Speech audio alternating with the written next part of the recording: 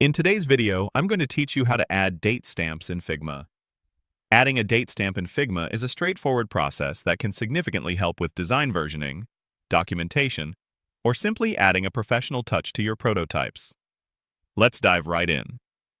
The very first thing you'll want to do is navigate to your Figma canvas.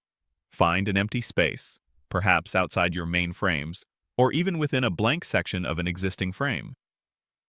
With your mouse, perform a right-click anywhere on this empty area of the canvas. This action will bring up a helpful context menu, presenting you with a variety of options for interacting with your design environment. Among these options, you'll need to locate and select Widgets. Figma's widget ecosystem is a powerful feature, essentially mini applications that you can embed directly into your files to enhance collaboration, streamline workflows, and add dynamic content. By choosing Widgets, you're opening the door to this extensive library of tools, and our date stamp is nestled right within it.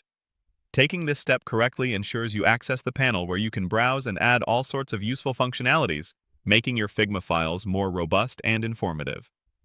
Once you've clicked on Widgets, a new panel will appear, displaying a gallery of available widgets. This panel often features a search bar at the top, which is incredibly useful for quickly finding specific tools. You can either type date stamp into the search bar or scroll through the list until you find the date stamp widget. It's usually identifiable by an icon that resembles a calendar or a specific date.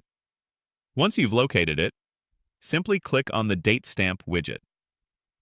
As soon as you click, the date stamp will instantly appear on your current Figma canvas.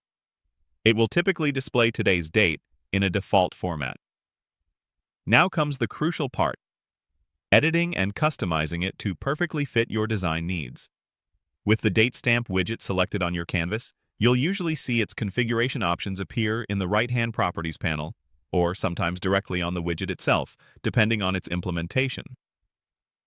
This is where you have full control.